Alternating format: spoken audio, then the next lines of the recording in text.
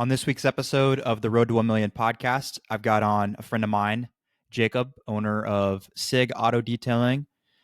Jake's actually about an hour and a half away from me in Joplin, Missouri. His business has 276 five-star reviews, and they actually just recently got into window tinting, which is something that we are also getting into. So that was a big focus for this week's episode. Jake actually he spent a lot of money on building this box inside of his shop, which is basically a way to control the dust and the lighting, and it's kind of designed for window tinting and then eventually paint protection film. So um, we talk a little bit about that on this week's episode. Jake talks a little bit about just his detailing journey and kind of how he got started. I really enjoy doing this because a lot of this stuff I hadn't even got to ask Jake before. We've known each other for over 2 years now, but some of the stuff I never even gotten to ask him. So I hope you guys enjoy this episode and can find some kind of value from it. Hey, don't forget to follow us on Instagram. I created a podcast Instagram account recently. It's just Road to 1 Million Detailing. We post some clips from the podcast on there. So follow us on there. I'm also going to be uploading a little bit more onto YouTube soon too, so that if you guys want to see the guests and actually want to see the picture and the video of the guest interview, you guys can check that out on our YouTube, which is also Road to 1 Million Detailing. All right, enjoy the episode, guys, and without further ado, let's get into it. All right, Jake, dude, I'm glad that we were able to do this, man, because you were one of the first people that I reached out to about doing the podcast, and now here we are. Yeah, no, better late than never, man. Yeah. For everyone listening, Jake is a buddy of mine, and he lives about an hour and a half away from here, runs his detail shop down in Joplin, Missouri. And when did you actually start detailing? So this July will actually be 5 years ago whenever I kind of got the idea, and I really kind of jumped on it shortly after, just as a mobile detailer. But yeah, we're coming up on 5 years of me actually detailing. Yeah. How did you get started in it? I don't even think I heard the story. So I was actually at a wedding, and the guy I was sitting next to at the wedding has a detail shop down in Texas, and we pretty much just talked like the entire time, and he was telling me how he started, and I was just like, man, that's a sounds like a really feasible business idea. And as soon as I got home that night, I just kind of jumped on YouTube and started looking up videos. Like I never really considered myself like a car person. I was just like, man, I could take a couple $100 that I have saved up right now and get some tools and some chemicals and just start detailing cars and make some side money. Yeah. That's initially what it was for, really, was just some side money because I was working a full-time job that I enjoyed. I didn't mind it at all. It was with a small business, and there was probably only 10 employees that worked there, and everybody was really cool with each other. There was like no work drama, nothing. I mean, it was a really nice job, but then I just slowly transitioned out of it and started doing this full time. Did you ever think you'd be doing it full time? Not initially. I'd say probably after doing it on the side for about a year, then I was like, okay, I could see myself doing this full time and actually scaling the business and um, just kind of getting to where I'm at now and still want to scale further, obviously, but uh, yeah, not at the beginning, no. I mean, I still worked a full time job while I was doing it on the side for 2 years before I finally made that transition. Mm. When did we actually meet? Was it 2022? Um, I think so. Yeah, it was right before I got into my first shop because I remember I was still mobile. I was actually doing a detail whenever you called and we spoke on the phone for a while and Yeah. uh yeah, yeah. But then soon after that, I got the shop, or I could have potentially already had the shop, but I was still doing mobile on the side. But once I got the shop, I left my full-time job about 3 months after that, because I had a lot more overhead, and I was like, all right, well, I got to commit now or never type of deal. Yeah. I remember that now that we're talking about it. I remember meeting and you were like getting ready to go full time. hmm Yeah, and I mean, thankfully, I worked for a guy that, I mean, he allowed me to transition out of that full-time job like over such a long period of time. Like I was working 40 to 50 hours a week, and then probably the last 6 months of me working there, I was just slowly working down to like 20 hours a week. And I was having off every Thursday and Friday so I could detail Thursday, Friday, Saturday, Sunday. And then it got to a point where it's like, I mean, what's the point of asking for Wednesday off and just working Monday and Tuesday? So I was like, all right, I'm at the point now where it's just time to time to pull the trigger and actually do it. Yeah, that's cool that he was flexible with you like that. Oh yeah. I think a lot of other people don't necessarily have that freedom with their job. It's like weekends, and then you either have to go like full time from the weekends or like DoorDash or something, Hmm. to Yeah. supplement. Yeah, he was a great guy to work for. I mean, I really enjoyed working for him, um, and very thankful that he allowed me to do that transition because I know if I was working anywhere else, like any of my other previous jobs, they wouldn't have allowed that. They would have just been like, well, you're either going to work here or you're going to, work there. It's like I can't meet in the middle. Yeah. And dude, Joplin is unique because I don't feel like there's a lot of other detailers, at least that are running a professional shop like you are. Would you say that's probably true? Yeah, as far as being a shop-based detailer in Joplin, I don't think there's maybe three or four other shops, but I wouldn't consider them on like a professional level, I guess.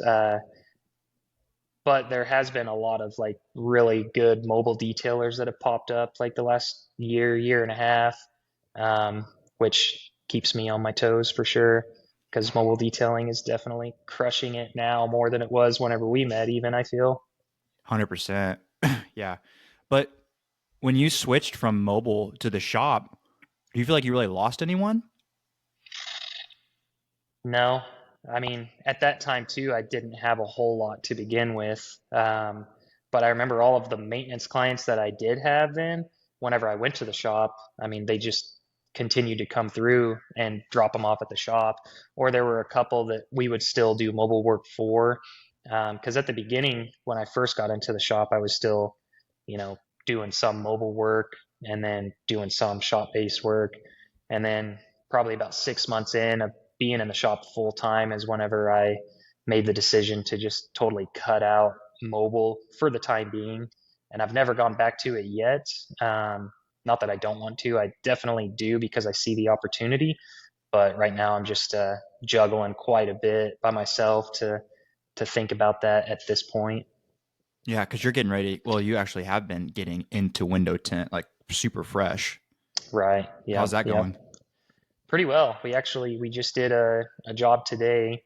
Probably our smoothest job yet. Granted, we used a different film than what we had been using too, which is a much more user-friendly film from our experience. But yeah, it's been going pretty good. We've got 3 or 4 jobs on the schedule for this week as well for some window tint. So it's uh it's going well. It's like hitting the reset button almost. It's a whole nother business within a business. And so I've kind of just, feels like I've just gone back to like step one of whenever I started the detailing business, but now it's with window tinting. So it's been a little bit of a lag, I guess, with some things. I wish I was a lot further along, but at the same time too, I'm trying to train my employees that work for me to do window tinting as well versus hiring somebody that already knows how to window tint. I want to kind of give that opportunity to the guys that work here already. So that's been a good experience, I guess, overall. Yeah, did you train side by side with your guys, or are you putting it all on them? I train side by side with them. Yeah, yeah. I'm gonna be pretty involved in the window tinting side of the business for a while. I'm sure at least 8 to 12 months.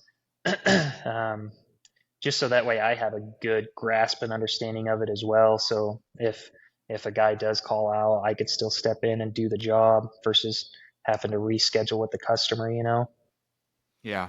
Now, do you guys have like a contractor or someone that you work with that can come finish an install if you mess something up or if you weren't super comfortable with it?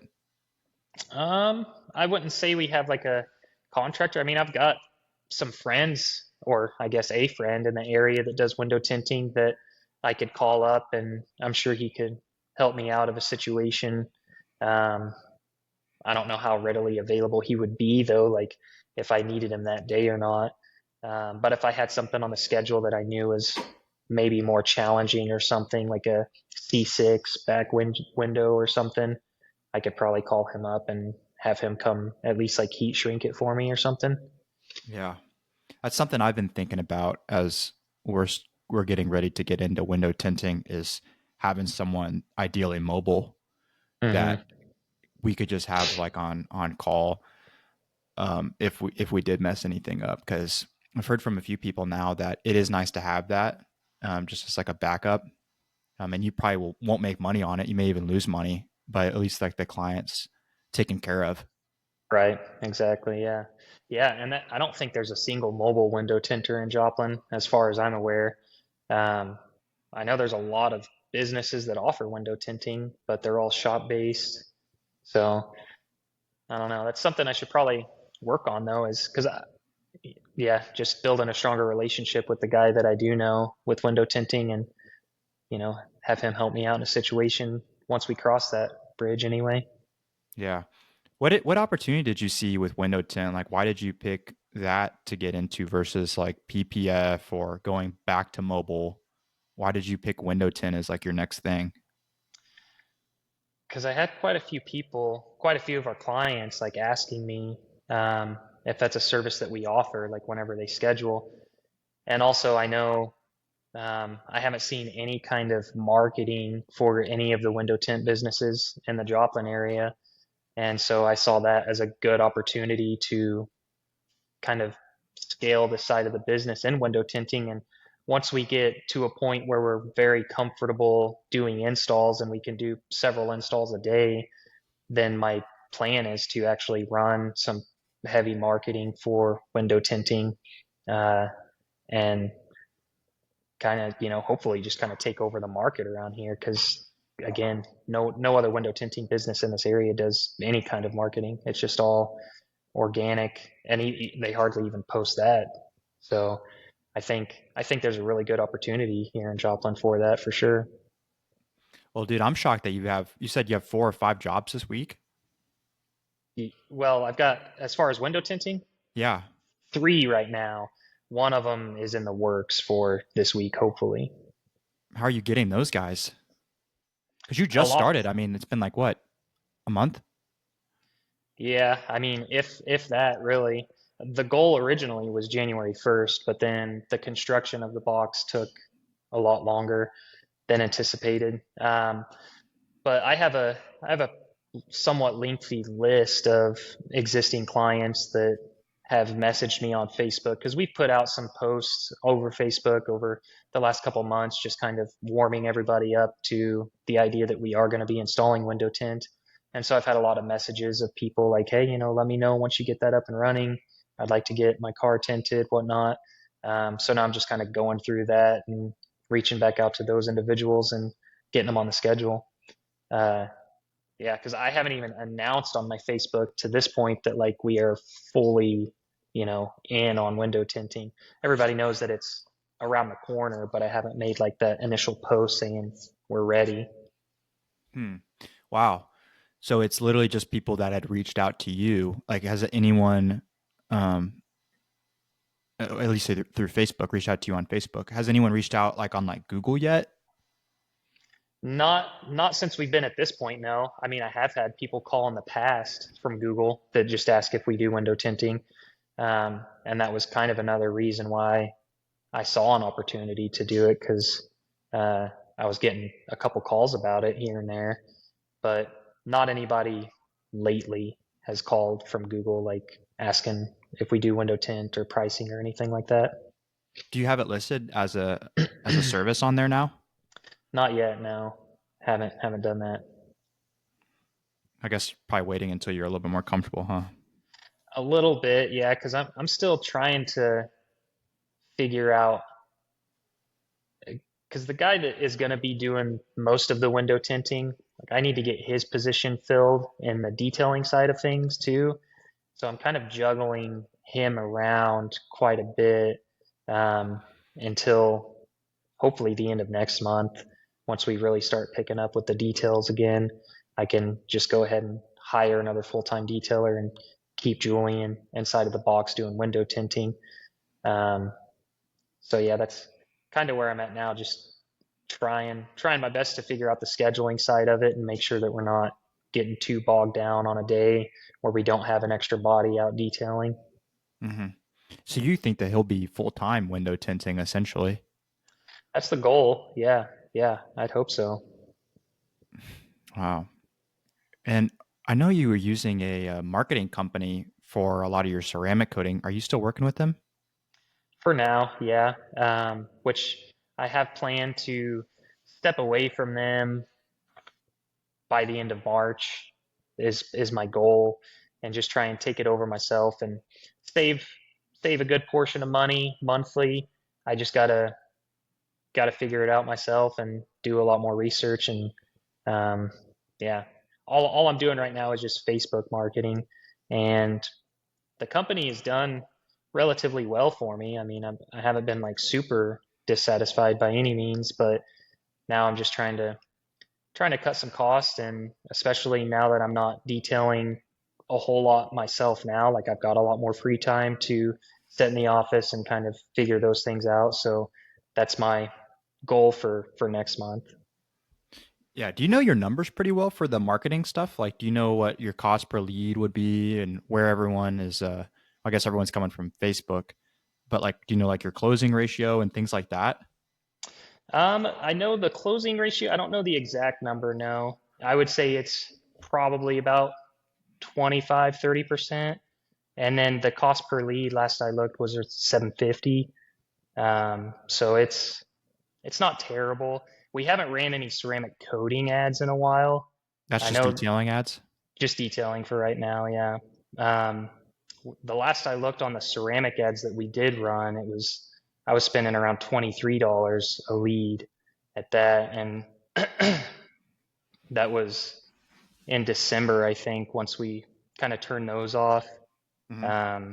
Because I wanted to kind of double down on just the detailing ads going into this winter and see what kind of business I could get from just strictly detailing and just double my ad spend on that. And it worked out pretty good. Like January was a really solid January for us. I mean, by far our best January. um, and we still had a decent amount of ceramic coatings too without even running those ads for them. But then this month, things slowed down quite a bit, but I'm just chalking that up to the weather for the most part. Like the last 2 weeks have just been really poor weather for us here in the Midwest. Yeah, dude, we're in the same boat. January, we beat our sales, I think, by about 30% from what January was last year. And then February, I haven't looked officially yet. I mean, the month's not over. When we're recording this, it's January or February 24th. But I know that it's not going to be, I think, as big of an improvement as February last year. And I'm chalking it up to the weather. Yeah. Yeah. We're gonna be like basically what we just did last February, which isn't stellar by any means, especially now that I have more employees. So it's been a rough month, but I think we finally turned the corner and spring is right in front of us now. So I was Yep. looking at the forecast, and there's like not a day in the forecast that's below 55 degrees from what I saw. So I'm super stoked for that. Yeah, dude. Already today, I mean, Mondays are usually a little bit busier on the phone, but I was already noticing there was more forms, there was more appointments booked, there was more people calling in. So it's Hmm. just that psychology behind people booking. Like Mondays are big, and then warm weather's and sunny weather's big. Right. Oh yeah. I'm sure you've noticed all the car washes in your area too, just lines and lines of cars of people just waiting to clean them up. Dude, it was crazy. Today it was all day. Like, I mean, just they must have washed 1,000 cars or more. It was Jeez. crazy. It- Do you ever go out there and just like kind of talk to people as they're sitting in line? no, no. Oh man. But I mean, there's always there's always something to watch, you know. Like there's always something funny going on. Like today, some guy tried to bring his bobcat through the car wash, What? like the tractor, you know. Right. Like he That's was great. in Like through the line. soft touch car wash portion? Yeah, like he was in line at the Oh my brushes, you know. gosh. And yeah, or like someone like there is just getting ready to have an accident out front because the setup isn't great, and so there's people honking on the horn as they're driving by, Hmm. and it's like some people come up and talk to us. We had a girl come up and ask us for some microfiber towels today, and we actually like those situations because it more often than not, those people actually end up becoming clients. Yeah. Yeah. Just a small act of kindness like that, and they remember that. Yeah, exactly. Um, by the way, we had a guy come by today for a quote on ceramic coating his Honda Ridgeline 2020. It's basically brand new 2025 black Honda Ridgeline, and we raised our prices kind of up to where yours are at. What are your prices for ceramic coatings? So we have it broke down to where, and these are just like kind of higher pricing for until we get the vehicle in or until we get them in to bring their vehicle by. But like a four-door sedan, we're priced at 1,500, Mm-hmm. and then like a two-row SUV or small SUV is going to be 1,600, and then like a truck 1,800, and then a large SUV or a minivan 2 grand. Mm. And that's, we've had that for well over a year now, and I mean it's been great for us so far. I haven't had a whole lot of pushback, not any different kind of pushback than whenever my prices were lower. Yeah. Well, we raised our prices up to about where you are. Um, so the guy came by with the Honda Ridgeline, and and this was like the first person that we have ever like told $1,800 for the ceramic coating, and that was like I've talked to a few guys on here that talk about like just that hurdle you have to get over mentally by like saying that higher price, you know. Hmm. You're like, man, this guy's gonna say no, 100%. And this guy came by, and another thing we've been trying to do is invite people to the shop. So Austin talked to him on the phone, told him the price, and then said, we'd love for you to come by the shop sometime and we can kind of show you some things and check out the paint. And so he did, which is a good sign. Um, and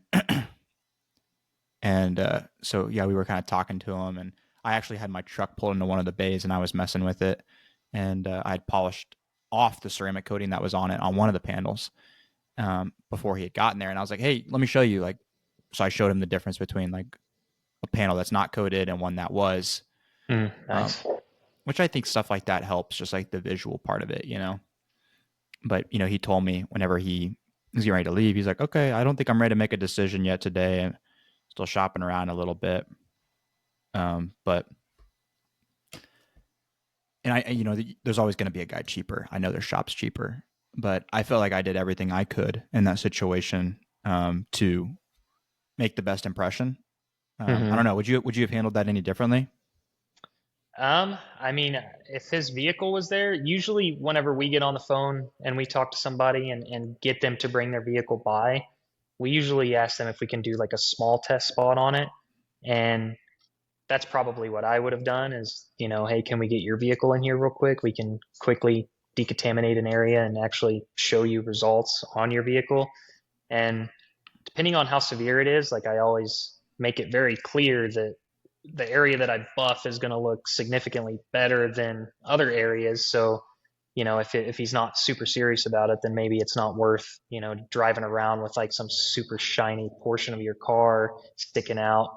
But I don't know. I mean, I really, really need to sharpen up like my sales skills in general whenever talking to customers. And I'm not like horrible at it by any means, but I still have a lot of room to grow when it comes to talking to customers and trying to get them to like commit on the spot type of deal. But I'd say, if you showed him all that, at least he has something visually that he can kind of mull over for a while. Um, I'm sure it'd be good to follow up with him in a day or two. Yeah, follow up's been one of the biggest things I've heard people tell me, and we will. But that's a good idea, like doing it on his car, because I did it on my truck. But like actually showing him, I think that's something that we'll do next time, especially on a black car. Even with it being 2025, like I know we could still make it look better. Hmm. Oh yeah, yeah. And I've got to the point now where even if somebody commits to doing a ceramic coating over the phone and like they're on the schedule and everything, I still try to show them a sample spot before they even leave. If they can give me 15 minutes or what have you to do that, because not only is it going to be better for them to kind of leave knowing what kind of expectations they're going to get, but also it gives us a good opportunity too to see what kind of results we can get, because we've had, recently, which I've talked to you about, some of these brand new vehicles like 2024 that are black. The what is it? The Toyota Crown was one of them. That, I mean, it was a brand new vehicle, had less than 5,000 miles on it. The prior owner took it through soft touch car washes. I don't know how many times, probably a million, just based off the condition of this black paint. I mean, it was almost gray, but the paint correction portion of that was just, I mean, what I saw initially, thinking like, oh, a solid one step is going to make this thing look brand new, ended up being a full two step, and took like twice the amount of time because it was just very finicky paint as well. And I mean, it was a mistake on our end because I just was assuming like, oh, it's a brand new car. It's gonna be easy, one step polish, 3D one, McGuire's microfiber polishing pad, like we're golden. Well, that was not the case at all. We did that exact combination and then put some lights on it after, and it enhanced the gloss a little bit, but there was still insane amount of scratching that was just so deep.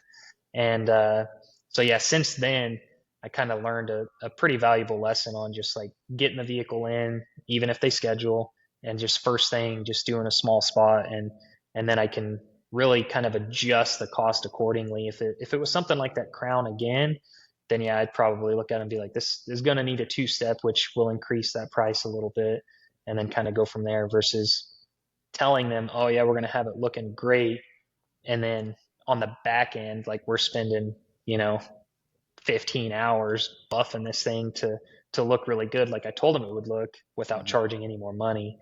Because that's something I've never been keen to, is like telling them a price and then having to call them back later and just be like, well, we actually ran into this, which is taking us a lot longer, so we're gonna have to increase the price now. Like I don't think I've ever done that, and I mean it's probably costly on my end, but I just see that as like a customer service type of thing. Like I'm not going to tell them this is what it's going to cost and then call them back and be like, it's actually going to be a couple $100 more.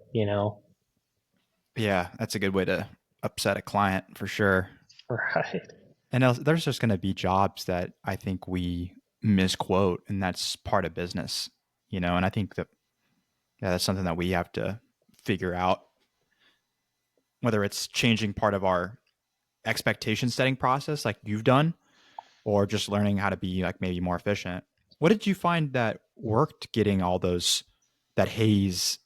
Because it wasn't it the haze that was you were having a hard time with.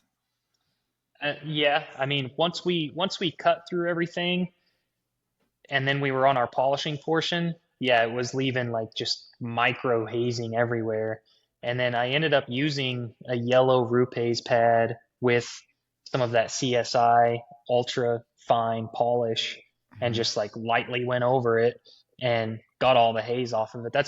Which, I mean, it took me quite a while just to figure that out, because I was still trying, 3D one with the yellow foam Rupaze pad, and that just was creating more haze for whatever reason.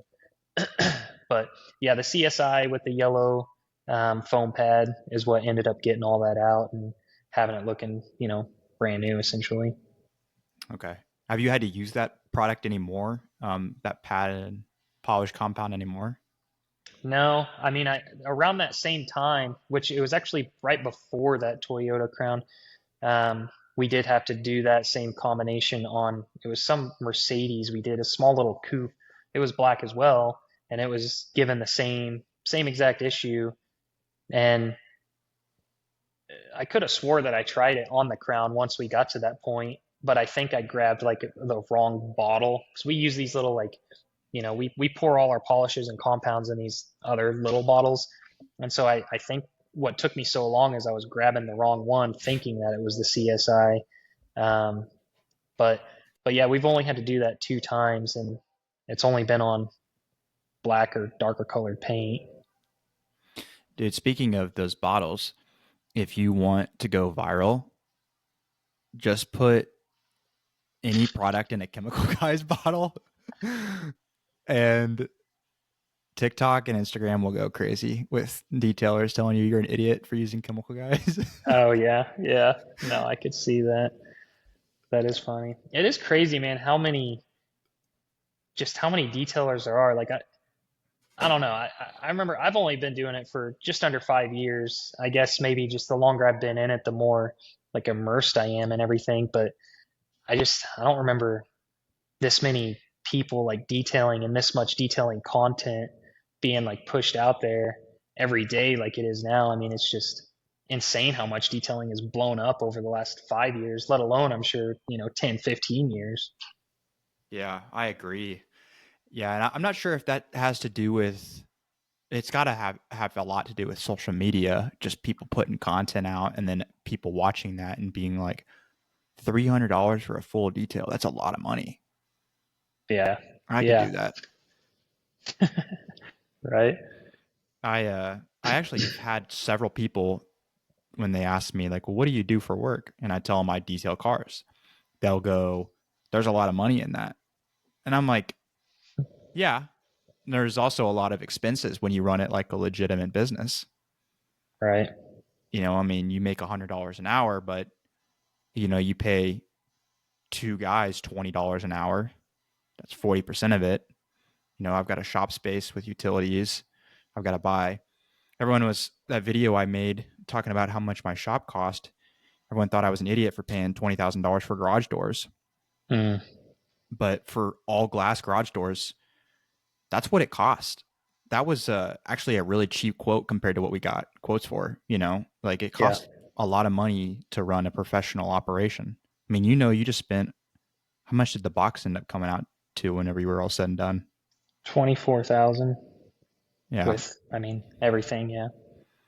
So I mean, there's a lot of expenses that go along with it that I don't think people realize by just watching a video. And then I think people get into it as a hobby and then they just undercut everyone else because they don't have that overhead.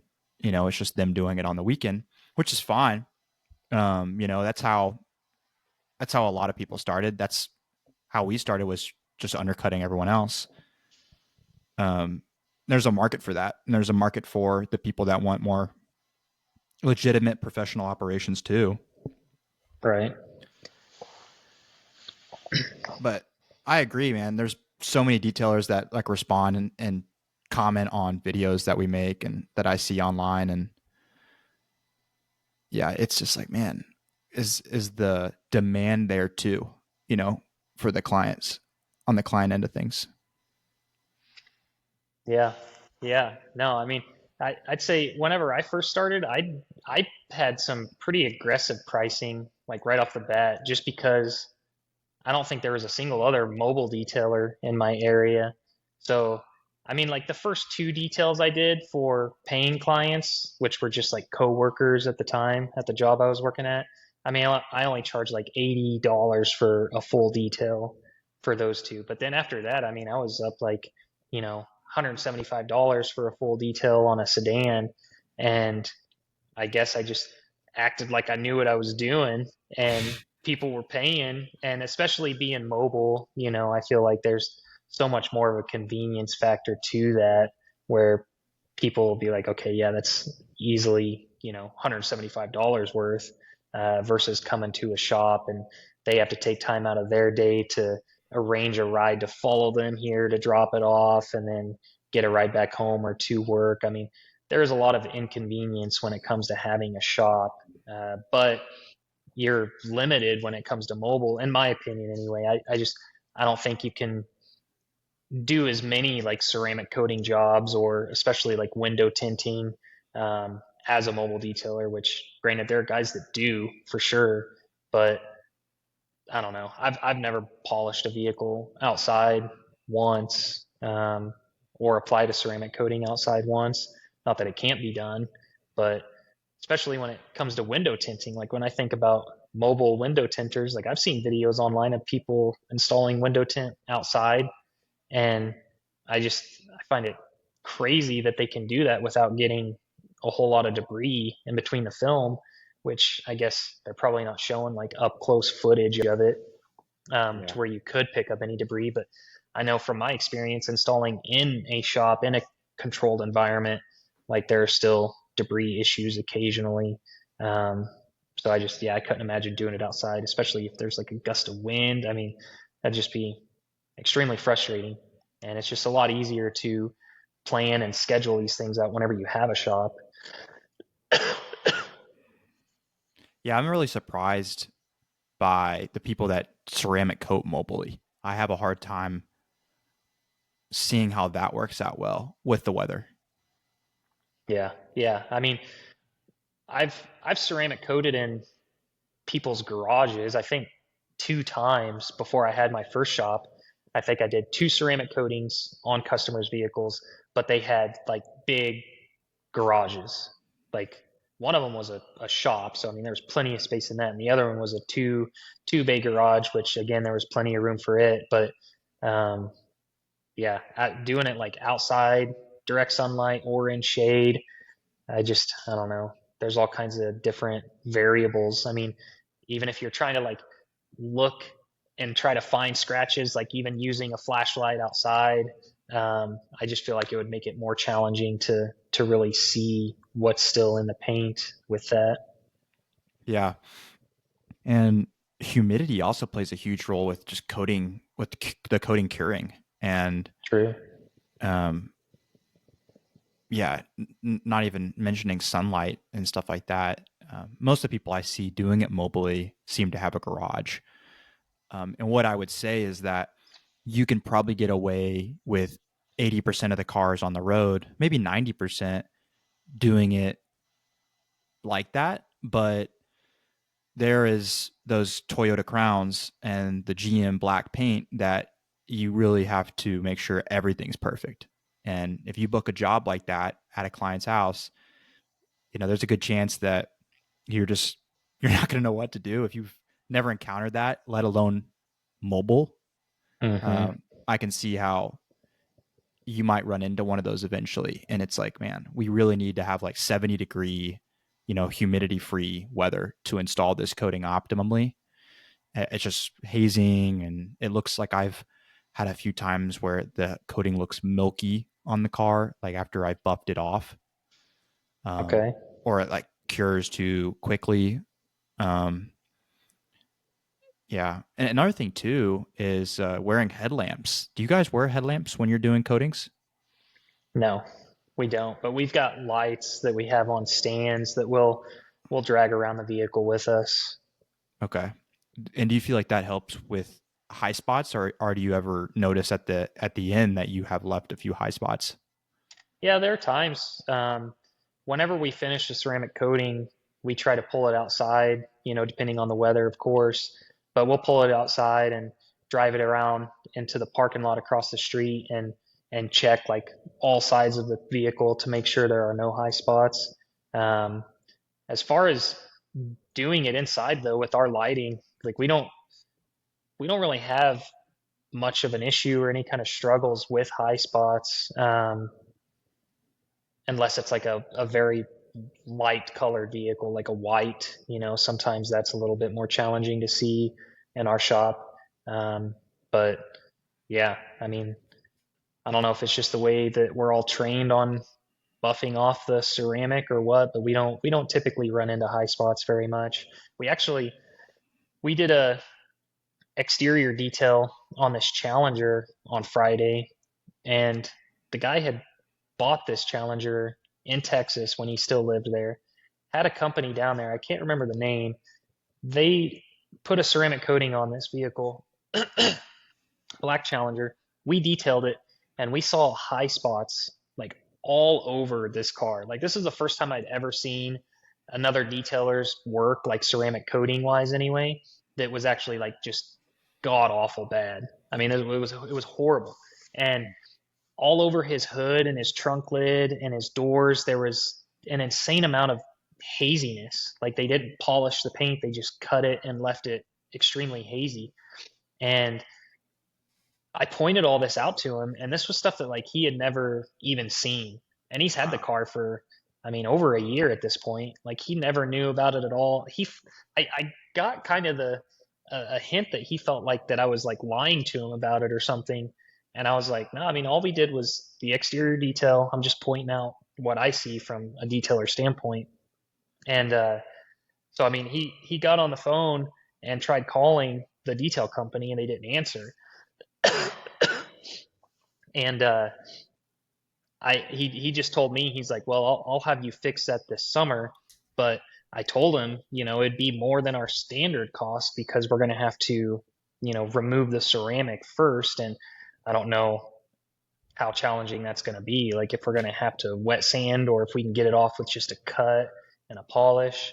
Um, and so I kind of quoted him a little bit high, and he seemed like on the fence about it. Like, he's like, well, I got to pay for this all over again, but it was just, yeah, it was really bad work on this like brand new car, essentially. I mean, it looked great aside from the haziness and the high spots. I mean, there was like no chips, no flaws anywhere else. It was just whoever touched his car just kind of botched it up. And I've never seen anything like that in person. I've read stuff about it online, but to see it firsthand, I was pretty shocked. And then I checked out the company's Facebook page, and they had a bunch of like exotic cars on their Facebook too. And I just Oh no. instantly thought, like, holy cow! I wonder, if even half of these vehicles look anything close to this. Like, Hmm. it's just awful. I don't know if they're gonna last too long. Yeah, no kidding. Was it a fairly big shop? From what I saw on Google and Facebook, I mean, they had a decent following. I wouldn't say it was like huge, but they seemed like they were busy, and I think they were mobile guys too, honestly. Hmm. Well, I was gonna say I wonder if it could be like a new employee that might have messed something up or give them the benefit of the doubt. But Yeah, there are a lot of ceramic coaters that aren't using proper lighting. We use headlamps when we install, and we can't see how we could do a ceramic coating without it. But really. yeah, we don't use the stand lights, and so maybe that would cover us there. But I also have been following a few guys that do use them, like I see on Instagram. Um, and I see guys that are reputable that don't. Um, but it just seems silly to not, because if we do leave a high spot and we have to go back and buff it afterwards, it's just work that wouldn't have to be done if we were just to put on a headlamp. It cuts all that out.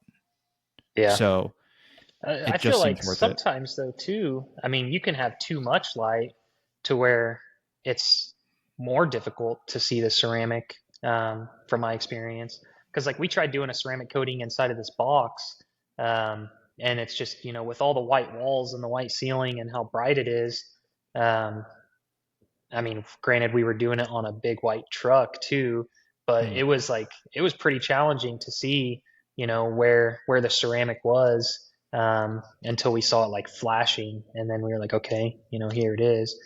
But out in like our warehouse portion where we do, the majority of all our details and ceramic coatings, I mean, the lighting is adequate, but it's not like overly too bright.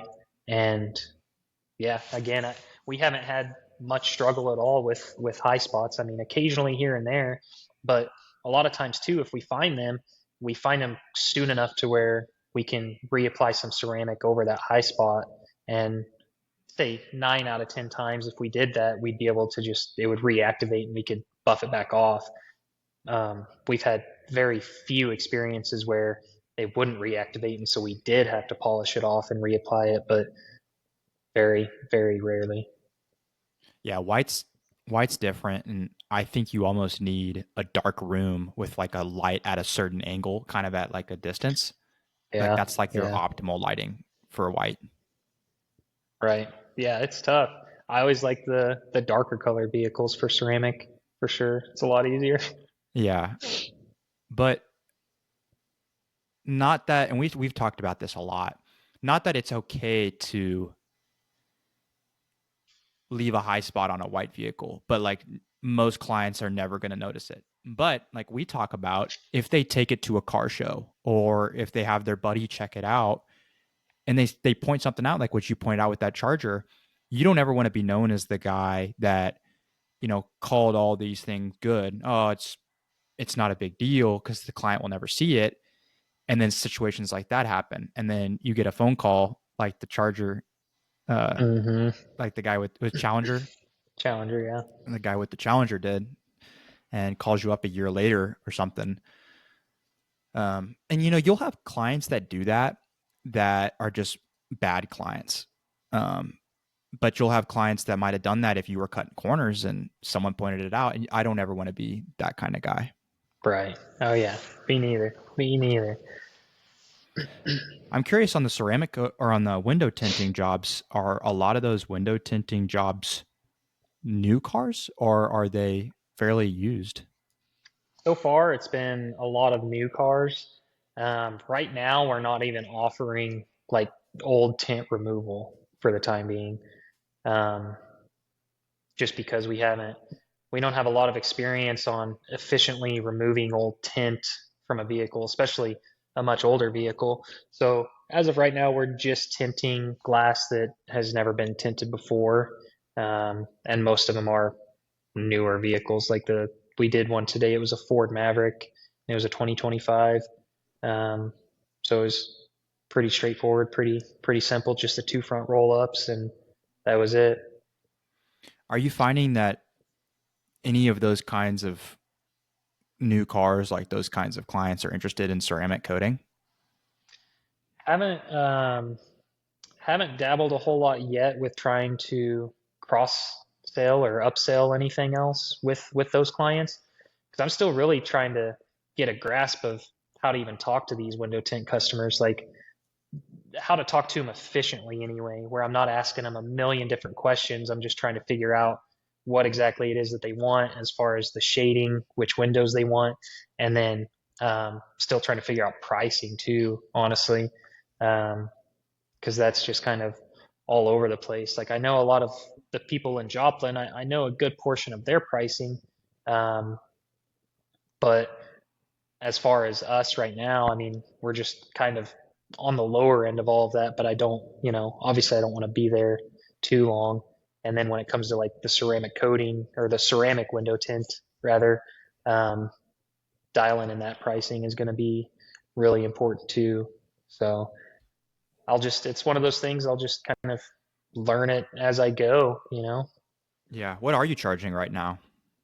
So for example, like the two front roll ups today, we charged $75 for a carbon film. Um, We did one a couple of weeks ago that was all four door roll ups and the back hatch, and that was 250, which I know a lot of people on back glass alone is around like $200 from my understanding. So I think that was pretty underquoted as well. Uh, but again, we're also letting the customers know that we're pretty new at this, so we're going to keep our prices relatively low, and um, just with the expectation of like if there's a little piece of debris here or there, that you're not going to rake us over the coals or anything. Just we're giving them a good deal in exchange for some leeway on our installs. Yeah, but have you found most of these clients are past customers? Are they returning customers? So far, the ones that we've done, yes. I've talked to two people last week that are interested in tint that have never done any kind of business with us. And they just saw us through Facebook. So they followed our Facebook for a while, um, and was just inquiring about that. But yeah, it's different right now trying to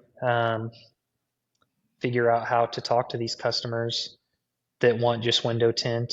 And some of them, like I'm not even bringing up the fact that there's like multiple different kinds of window tint at this point. Uh, unless they specifically say like, hey, I want a carbon film or I want a ceramic film or whatever.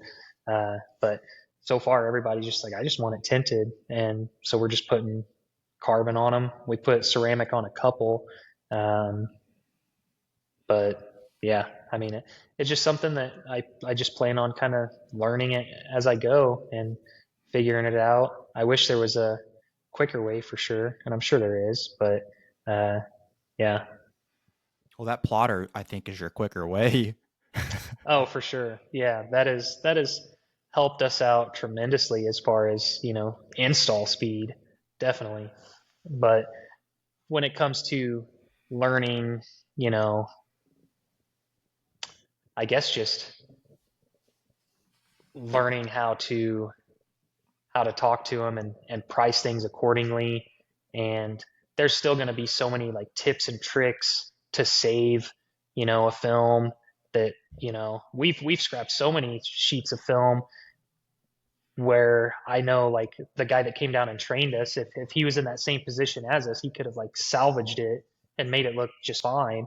Whereas like we're just still so inexperienced that if we get to a point where we're just like, oh, there's a crease there, or we think there's a crease there or something, we just get ourselves in like a tight spot and then we just rip it off and start all over. Um, but again, now that we have the plotter, yeah, that's just a click of a button pretty much to get a new piece of film cut. One of the things I'm most excited for about window tinting is the opportunity for upsells, because I think there are a lot of upsell opportunities for paint protection film once you get into that, ceramic coating, just detailing and like general maintenance. Mm-hmm. Um, you know, it is a lower ticket item. Like you're going to have a lot of people that just want the front two roll ups, and even with ceramic, I mean, I don't think you're going to charge much over $200 for just the front two roll ups, even if you're offering the highest end film. So, it's going to be lower than like your standard interior detailing. Um, but I think there's a lot more opportunities for upselling because it often is new cars. Right. Yeah. I mean, I see cars come in for just an interior detail or a full detail that I see their two front roll-ups aren't tinted. And, I want to so badly just to like reach out to them and ask them, hey, while it's in the shop, you want us to go ahead and put some tint on this to match everything else? It'll be X amount of dollars. Since you've already booked a full detail with us, we can cut the price a little bit. Um, but I'm not at that point yet where we're that efficient to where we can kind of juggle that kind of workload daily. But I think within the next 2 to 3 months, we'll be a lot more familiar with everything to where I can actually just call up that customer and just say, hey, it's in the shop. It'll take us another hour, and we can have this done for you, and take out two birds with one stone, essentially. And then even for people that come in with window tint too, you know, we can do an exterior detail for $25 off or something, and then do that after we do the window tinting, and then that can clean a lot of the run lines on the exterior of the window and the door panel, um, that we get on there while we're heat shrinking it and everything. So there is a lot of opportunity to cross sell and upsell, um, which I definitely am looking forward to. I just kind of taking baby steps with it right now, and making sure that myself and Julian are comfortable enough to start actually doing that when the time is right. Yeah, I think that's good. How long did it take you to do those four roll ups in the back hatch? Like 4.5 hours. It Wow. was it was time consuming, Yeah. but I mean it was experience. Like we have very very little reps. I mean, yeah, very little reps under our belts. Like we're still very very new to this. Yeah, I bet you'll be able to get that down to like 2 hours here. And few months.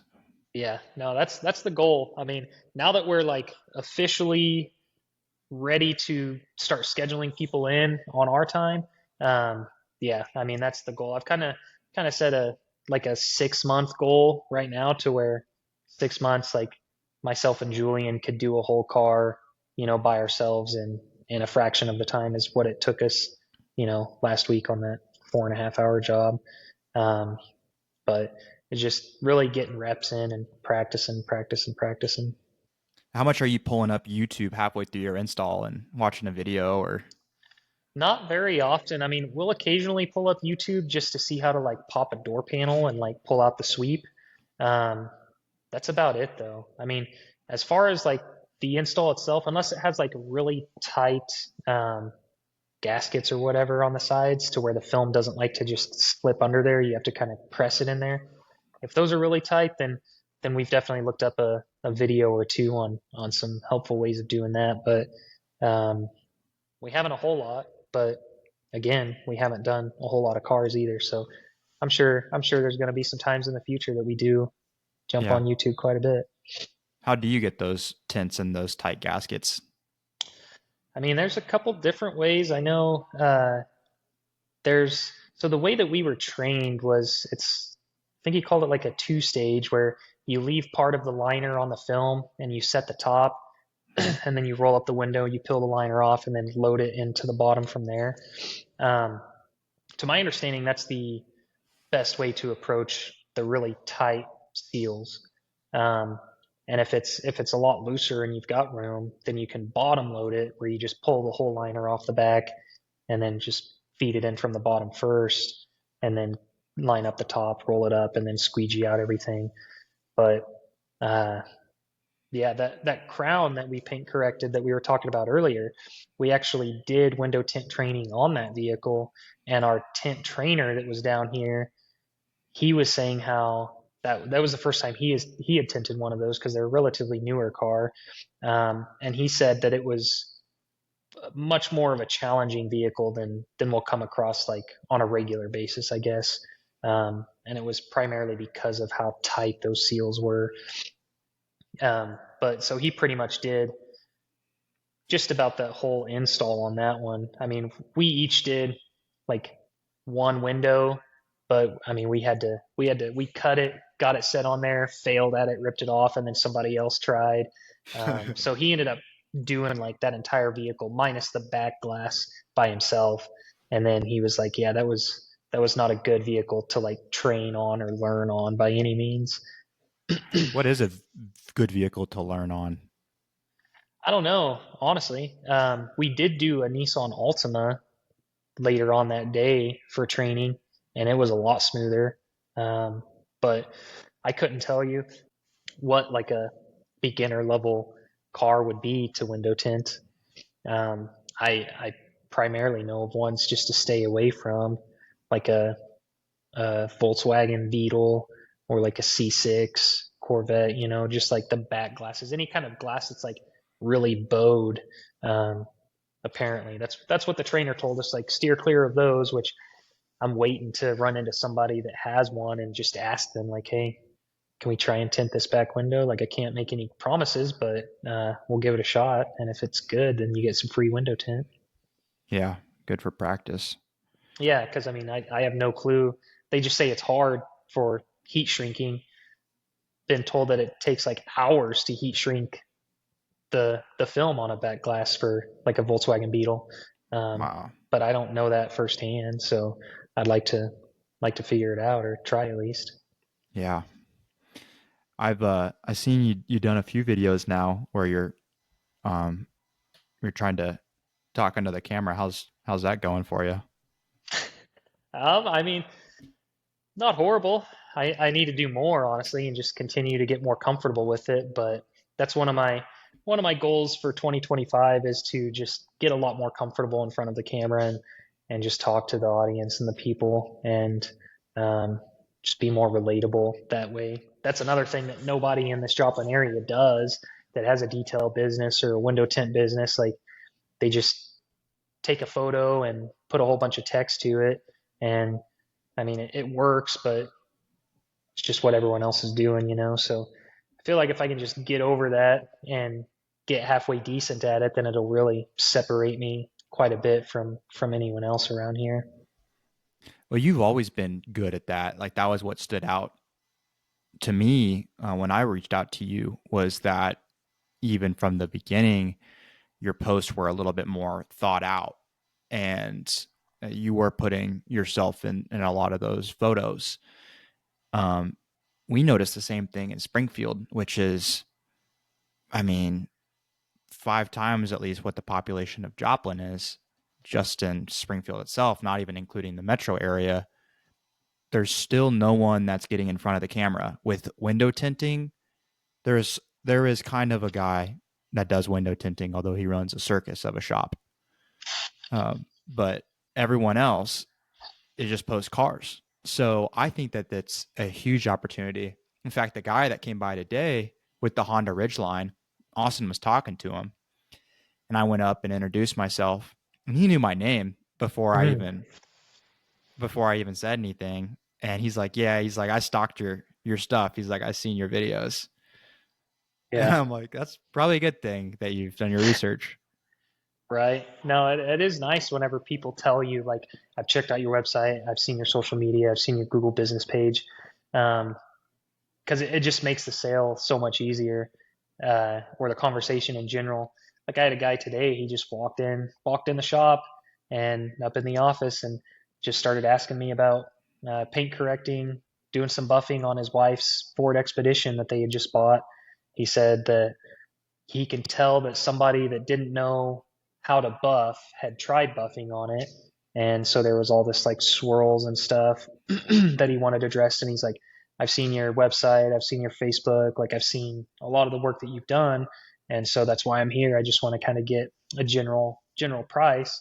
Um, and so yeah, it is nice. He ended up scheduling two, his wife's and his truck, which his truck is a white think it was a Dodge. Yeah, a white Dodge pickup. And he scheduled both of them, which, I mean, he talked me into a pretty decent deal for just buffing on them. But it was nice. It made it super easy because he's like, yeah, I've already seen everything. I just want to know a price at this point. So it's like, well, heck yeah, here we go. Told him the price. And then he's like, well, if I do my truck too, can, can you work on that price a little bit? And I was like, yeah, I mean a little bit, not a whole lot, but I can. He's like, yeah, no, it definitely just doesn't hurt to ask. And I was like, okay. So Yeah. yeah. What did you end up charging him for it? So originally $800 is what I quoted him for, like a one step. Um, like I I say one step. I told him, 70% scratch removal, what have you. Uh, and then same for his truck. So 1600 for both, but I gave him $100 off each. And once he has the Expedition brought up here, then we're going to do a test spot, especially over the area that was already buffed on, Mm-hmm. because I have no clue what that looks like. And part of me almost wonders if it's just scratched and swirled up from like a car wash and he just thinks that it's from a buffing machine or something. I don't know. Um, it's hard to know what some of these people mean whenever they say something, because you hear some really funny things at times, and then they show up, and it's like, oh, it's not even remotely close to what you were describing. But yeah. Our prices are like literally the same, dude, because we're at 800 too for like a buff and wax. Oh, really? I got one step. Yeah. Yeah, yeah.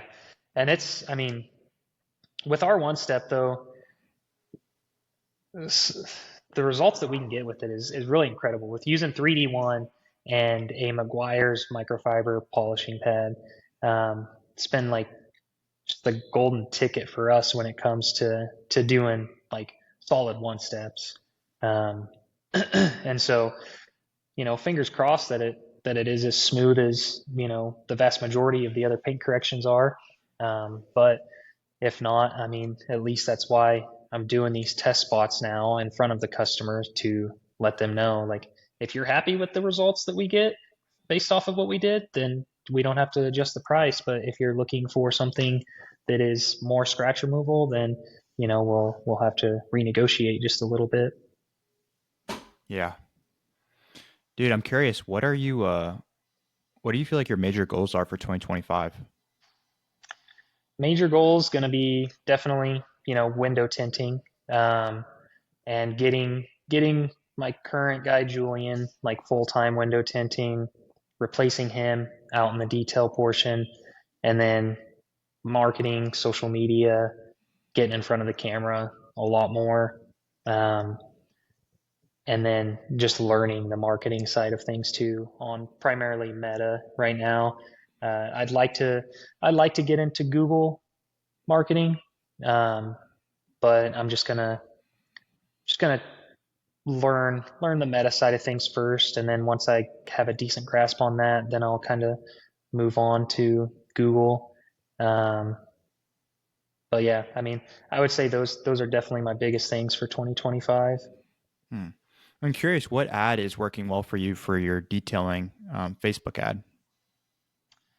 So right now it's still the one where it's actually showing us like washing the vehicle, like that Porsche one, where we're doing like an interior detail and then it shows us like foaming it up and stuff.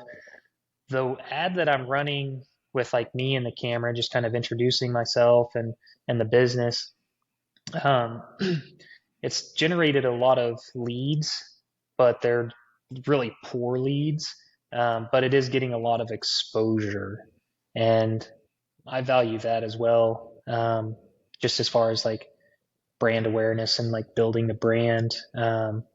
It's, and I've scheduled a decent amount of jobs through that as well, but a large majority of the leads that come through that specific video are just people that are like, they have no clue, what we charge at all. And so whenever I tell them, 250 bucks for a sedan or 300 for a truck, they just either don't reply or they're just like, okay, yeah, that's a little bit more than what I was thinking or out of my price range, yada yada. Um, but the one where we're actually detailing that car, that one gets a lot better lead quality for sure. That's interesting. I wonder if you could just maybe retarget the people that have watched like 25 or 50% of the ad with your face in it, and maybe then start to get some better quality leads just through retargeting. Yeah, yeah. No, I mean that's a good idea. I wouldn't know at this point. I wouldn't know how that would work, but uh, yeah, I know. That's one thing too. I don't know how often this company does like retargeting ads. Um, since they've been running my ads anyway. I don't know if that's something that they do. Dude, retargeting is huge, man. I feel like that's the reason so many leads convert finally. Or so many Yeah, people that were on the fence about it end up coming over. right.